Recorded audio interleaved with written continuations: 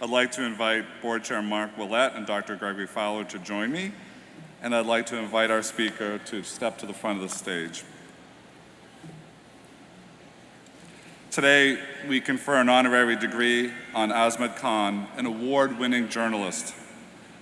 Ms. Khan is an investigative reporter, a New York Times Magazine contributing writer, and a fellow at the New America Foundation. Her reporting has brought her to Iraq, Egypt, Pakistan, Afghanistan, and other conflict zones to capture the stories of our time. Most recently, Ms. Khan was awarded the 2018 National Magazine Award for her piece entitled, quote, "The Uncounted," which ran in the New York Times Magazine. Her reporting has won her the Daniel Pearl Award for Outstanding Reporting on South Asia, the Deadline Club Award for Independent Digital Reporting, and other honors. Ms. Azmat Khan, it is my honor and great pleasure to award you with the degree of Doctor of Public Affairs. Please join me in congratulating Dr. Azmat Khan.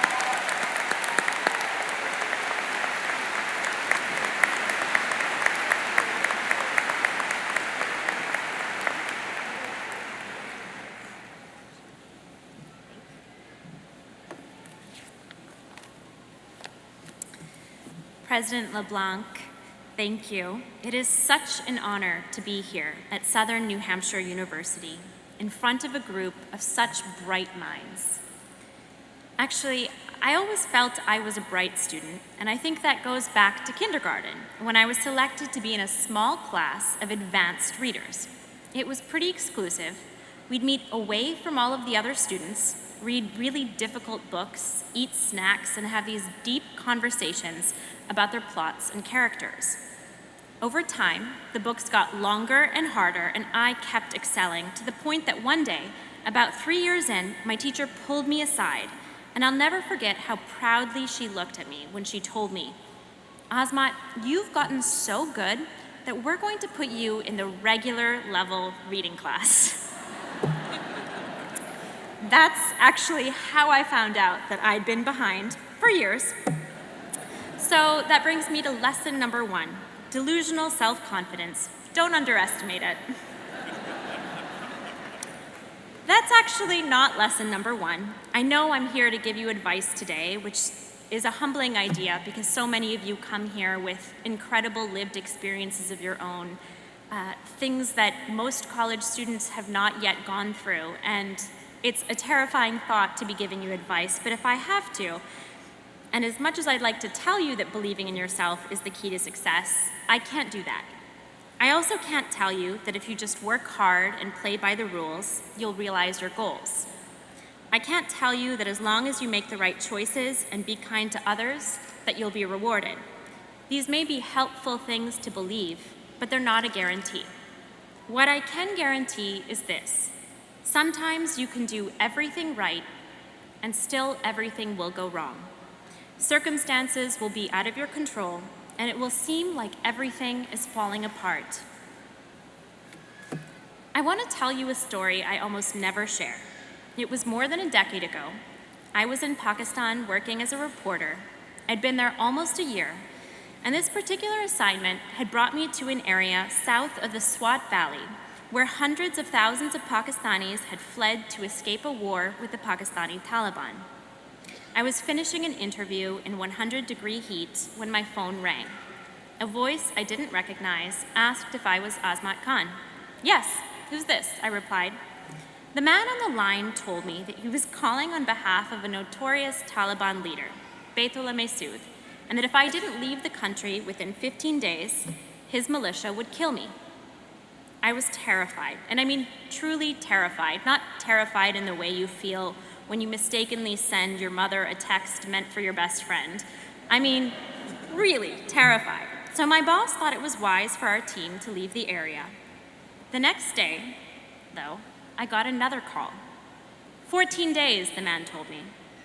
The next day, 13. The day after that, 11? "Hey, wait, you skipped a day," I told him. I don't know what I expected.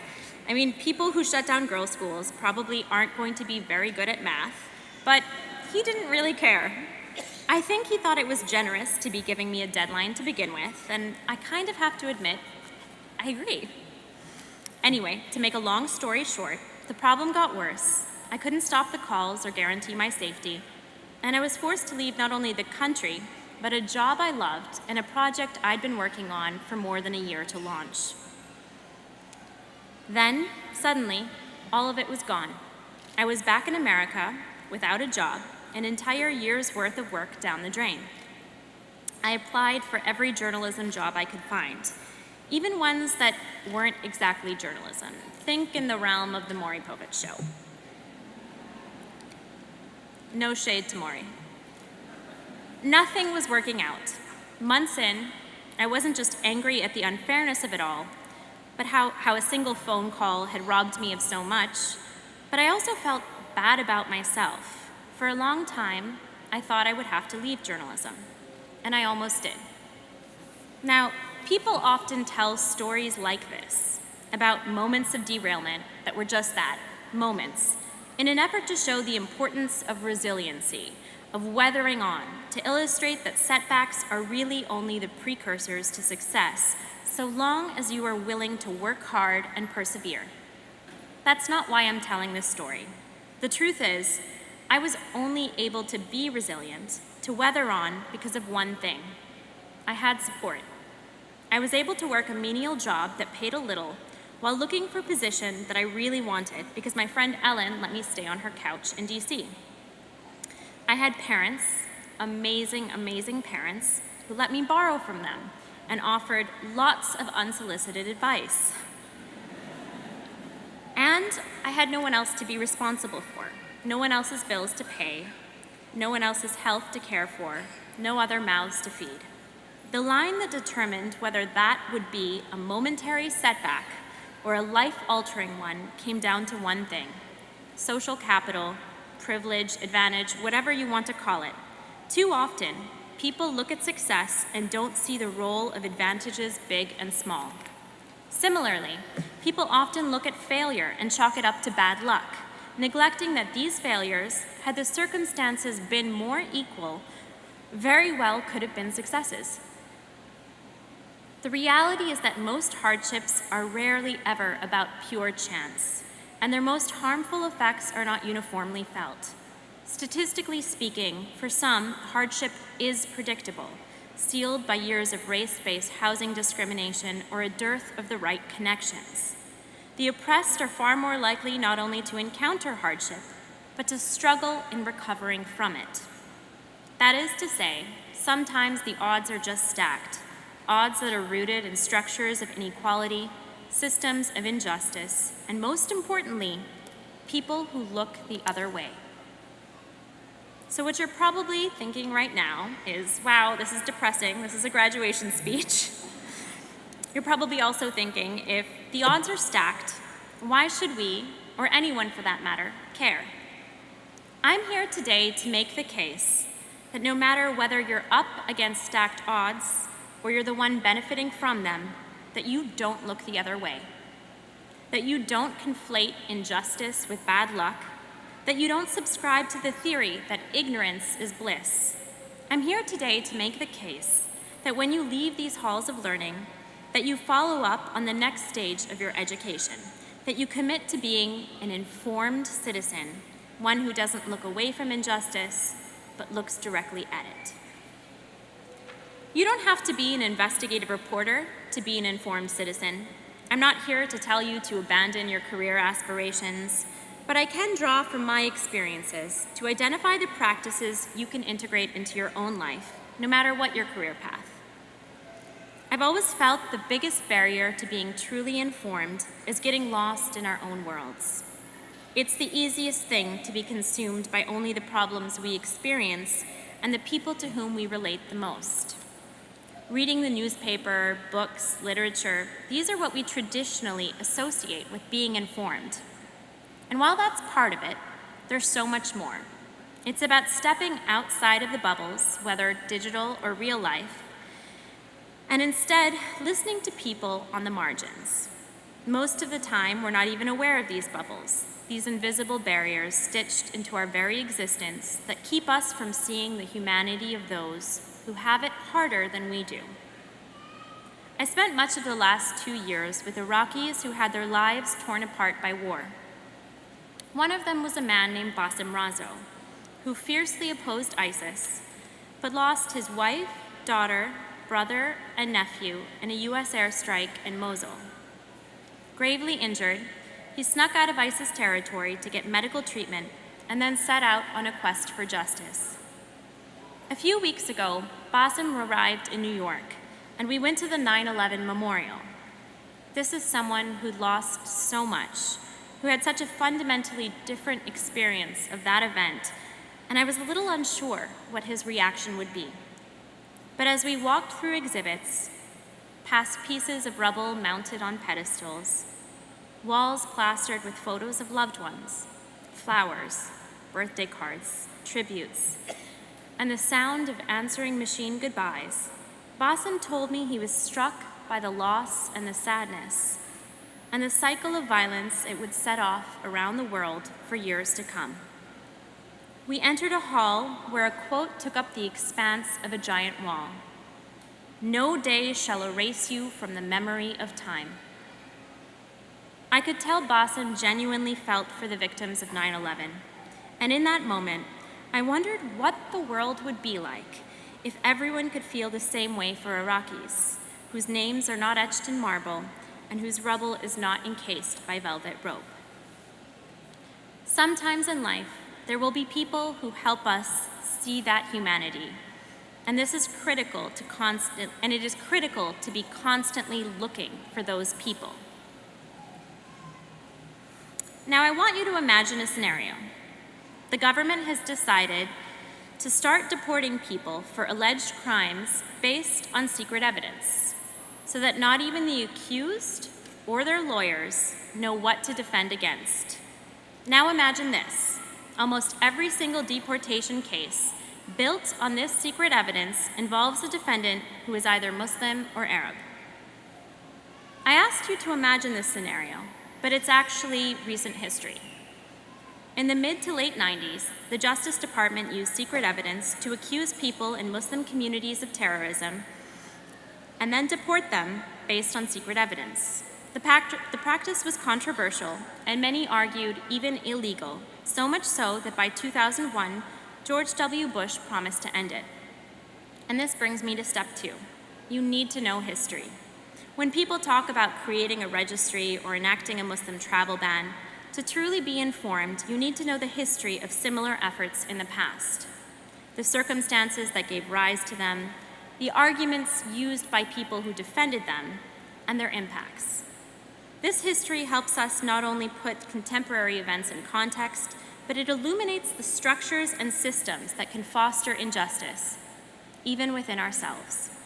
We tend to look back at the injustices of the past, slavery, the Holocaust, Jim Crow laws, and think that if we had been there, we would have been on the right side of history, that we would have boarded buses of freedom riders, that we would have given refuge to persecuted Jews, that we would have been marching on Washington.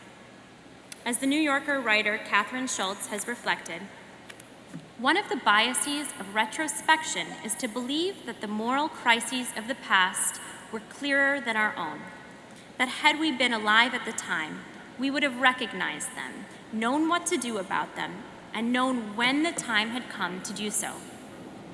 That is a fantasy. Iniquity is always coercive and insidious and intimidating, and lived reality is always a muddle. And the kind of clarity that leads to action comes not from without, but from within. She's right.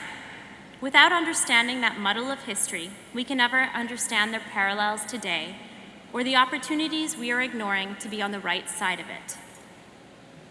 But amid the chaos of our daily lives, binge-watching American Vandal or spending time with family or incredible workloads, who has time to read history books or develop a world outside of the bubbles that consume us? If Cardi B has time to analyze US presidents, so do we. We use limited time as the excuse, but the reality is that we don't want to look at injustice, not just because it makes us sad, because sometimes it is a reminder of our own roles in perpetuating it, the systems we are a part of, the debts that we owe. In this world where we can do everything right and everything can still go wrong, understanding its injustices is the one guarantee that we do have. Perhaps not a guarantee of our own personal success, but a necessary requirement for a collective success. Throughout history, the first step in every wrong that has ever been righted was being informed. It was never an accident. Graduates, you have your whole lives ahead of you. Every single day is an opportunity to follow up on the extraordinary education you've received through SNHU. Many of you have already lived through incredible sacrifices. Some of you will go on to more school. Some of you will become writers, designers, and engineers. And hopefully, none of you will work for a really bad bank responsible for our next financial crisis. But no matter what path you take, be informed, be empathetic, and if you must, be a little delusionally self-confident. It can't hurt too much. And when life punches you in the mouth, which will inevitably happen, know that it will be dark and difficult. You may even find yourself crying at a Wendy's and eating a Frosty because you just received a rejection letter for the desk assistant job that you really wanted. I'm not saying this happened to me or anything. But in the depth of that low, remember that you are not alone. At that very same moment, there are so many others experiencing these lows, and they have happened and will continue to happen for countless others. You are part of this larger community, and if you have the privilege and fortune to make it through, be grateful for those that helped you, and remember the importance of collective success. But for today, take some time to celebrate the success before you. Each of you has made extraordinary sacrifices to make it to this day, and now, surrounded by the people you love, you get to enjoy it. Congratulations to the class of 2018. Thank you so much.